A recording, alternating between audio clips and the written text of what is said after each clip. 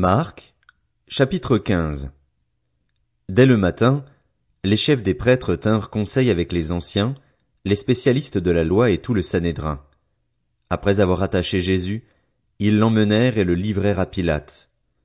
Pilate l'interrogea. « Es-tu le roi des Juifs ?» Jésus lui répondit. « Tu le dis. » Les chefs des prêtres portaient contre lui beaucoup d'accusations. Pilate l'interrogea de nouveau. « Ne réponds-tu rien ? Vois tous les témoignages qu'il porte contre toi. » Mais Jésus ne répondit plus rien, ce qui étonna Pilate. À chaque fête, il relâchait un prisonnier, celui que le peuple réclamait. Il y avait en prison le dénommé Barabbas avec ses complices pour un meurtre qu'ils avaient commis lors d'une émeute. La foule se mit à demander à grands cris ce qu'il avait l'habitude de leur accorder. Pilate leur répondit. « Voulez-vous que je vous relâche le roi des Juifs ?» En effet, il savait que c'était par jalousie que les chefs des prêtres avaient fait arrêter Jésus. Cependant, les chefs des prêtres excitèrent la foule afin que Pilate leur relâche plutôt Barabbas. Pilate reprit la parole et leur dit. « Que voulez-vous donc que je fasse de celui que vous appelez le roi des Juifs ?» Ils crièrent de nouveau. « Crucifie-le !»« Quel mal a-t-il fait ?» leur dit Pilate. Ils crièrent encore plus fort. « Crucifie-le !» Voulant satisfaire la foule, Pilate leur relâcha Barabbas et, après avoir fait fouetter Jésus, il le livra à la crucifixion. Les soldats conduisirent Jésus à l'intérieur de la cour, c'est-à-dire dans le prétoire, et ils rassemblèrent toute la troupe. Ils lui mirent un habit pourpre et posèrent sur sa tête une couronne d'épines qu'ils avaient tressée. Puis ils se mirent à le saluer. « Salut, roi des Juifs !» Ils lui frappaient la tête avec un roseau, crachaient sur lui et se mettaient à genoux pour se prosterner devant lui. Après s'être ainsi moqués de lui, ils lui enlevèrent l'habit pourpre, lui remirent ses vêtements et l'emmenèrent pour le crucifier. Ils forcèrent un passant qui revenait des champs à porter la croix de Jésus. C'était Simon de Cyrène, le père d'Alexandre et de Rufus. Ils conduisirent Jésus à l'endroit appelé Golgotha, ce qui signifie lieu du crâne. Ils lui donnèrent à boire du vin mêlé de myrrhe, mais il ne le prit pas. Ils le crucifièrent, puis ils se partagèrent ses vêtements en tirant au sort pour savoir ce que chacun aurait. C'était 9 heures du matin quand ils le crucifièrent. L'inscription indiquant le motif de sa condamnation portait ces mots, « Le roi des Juifs ». Ils crucifièrent avec lui 2 brigands, l'un à sa droite et l'autre à sa gauche. Ainsi fut accompli ce que dit l'Écriture, il a été compté parmi les criminels.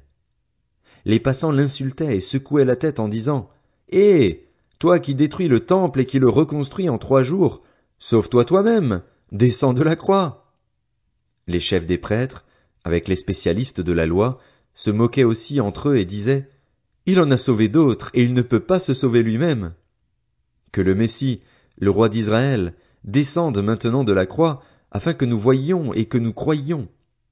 Ceux qui étaient crucifiés avec lui l'insultaient aussi.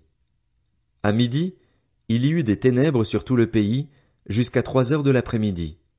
Et à 3 heures de l'après-midi, Jésus s'écria d'une voix forte, « Éloi, Éloi, lama sabachthani » ce qui signifie, « Mon Dieu, pourquoi m'as-tu abandonné » Quelques-uns de ceux qui étaient là, après l'avoir entendu, disaient, « Voici qu'il appelle Élie » Et l'un d'eux courut remplir une éponge de vinaigre, il la fixa à un roseau et lui donna à boire en disant, « Laissez donc, voyons si Élie viendra le descendre de là. » Cependant, Jésus poussa un grand cri et expira.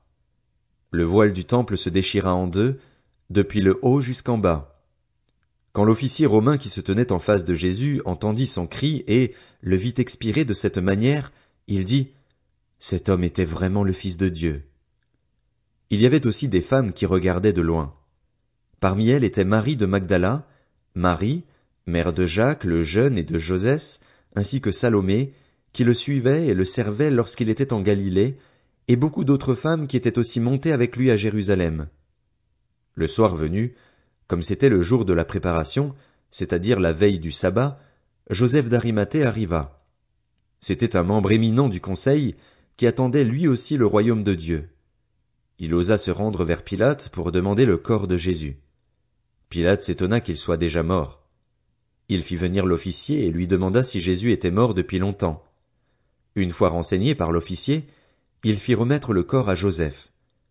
Joseph acheta un drap de lin, descendit Jésus de la croix, l'enveloppa dans le drap de lin et le déposa dans un tombeau taillé dans la roche. Puis il roula une pierre à l'entrée du tombeau. Marie de Magdala et Marie la mère de Joseph regardaient où l'on déposait Jésus.